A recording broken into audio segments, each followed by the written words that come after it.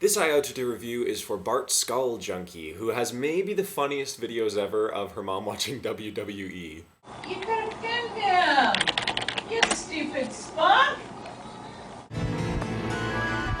So this is Stig's very first episode. I still can't get over that name.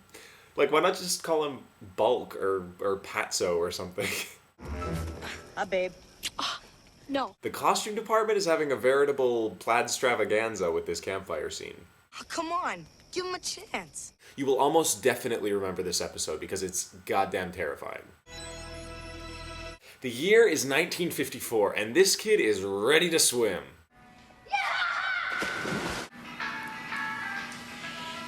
As the lifeguard tries to float his own dead man, the boy gets attacked. And, like, super dies. Now flash forward 40 years.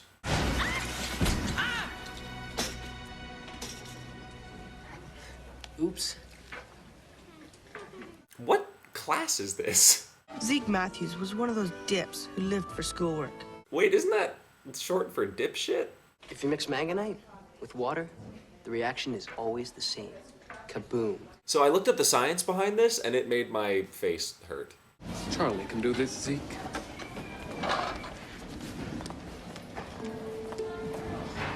Oh boy, another volcano accident for old Charlie to clean up. Actually, schoolwork wasn't the only thing on Zeke's mind. Pussy. Sorry. Oh god, I can't say that word. Hi, Clarice. You're on the swim team, right? Her name is Clarice? Either her parents thought they were giving birth to like a 70-year-old or a pool chemical. Well, I'd like to show you something I think you might find interesting. So Zeke's plan to get laid is to show Clarice this new area of the school that he found behind the boys' locker room. If this is your big surprise, I've seen it already. Yeah, I bet you have. They don't call you the fastest girl on the swim team for nothing. I was trying to calculate the volume of the school. Found out there's more to this building than meets the eye. Oh my god, he's such a dip. Zeke shows Clarice the pool he stumbled upon, and she decides to try and get it reopened for the swim team. True, but they'll never. Stop. Excuses are for people who never get things done, understand? Zeke, this is your chance. Ow.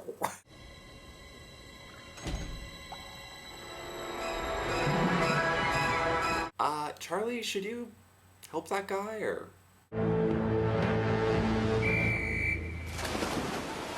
So Clarice finally gets her way and the swim team moves in. Not bad, huh?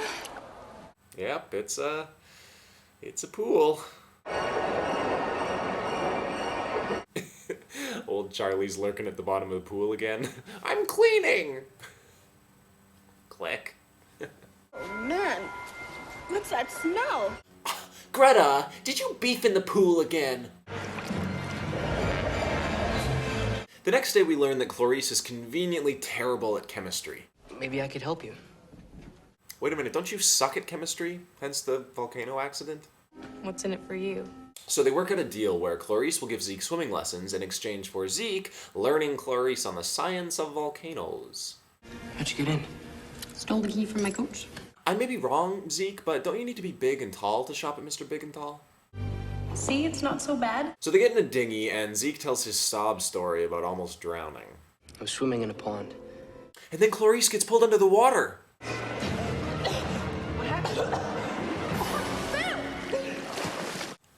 Greta is such a bitch. Not funny, Greta. Seriously? Greta, Ezekiel, and Clarice? I feel like the school should be made out of gingerbread or something. Maybe we should go. No, I want to help you. And once he takes his glasses off, it's anything goes. LASIK surgery, here comes Zeke. Okay, put your hand in again. So eventually Zeke gets pulled into the water, but this time it's the titular dead man.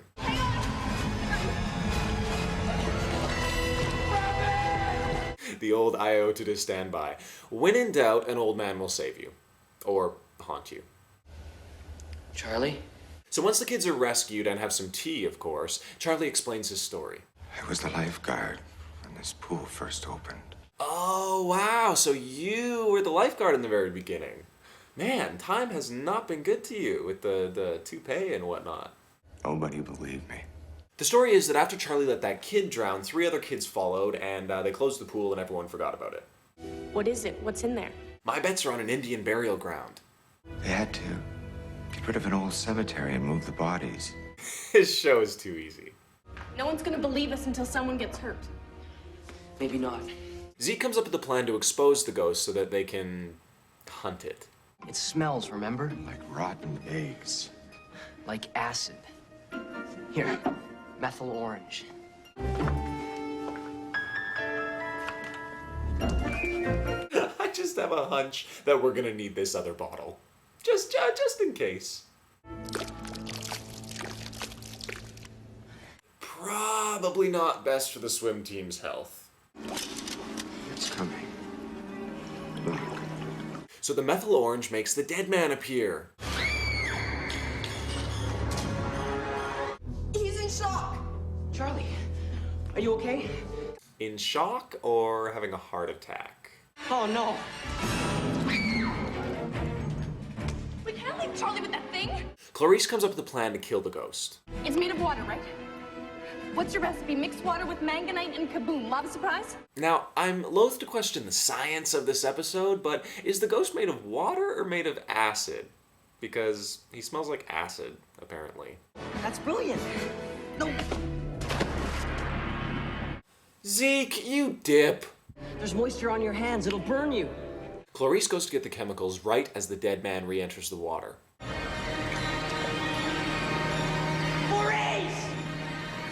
He's apparently just like a thin layer of strawberry jello now, but still terrifying.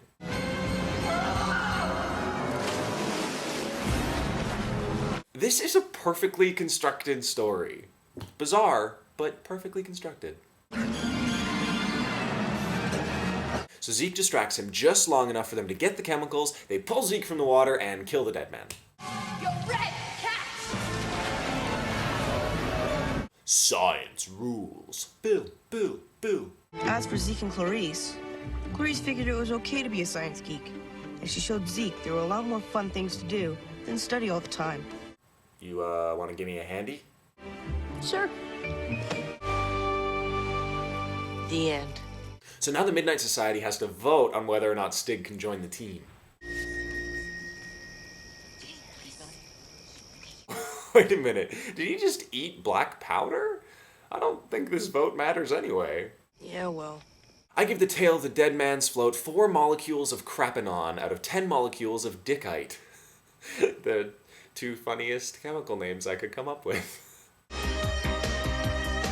And then Clarice is pulled under the water. Why did I say that like I was kind of handicapped? And then Clarice is pulled. I keep doing it. And then it's the name Clarice. The name Clarice. Clarice! Only Clarice pulled under the water! My God.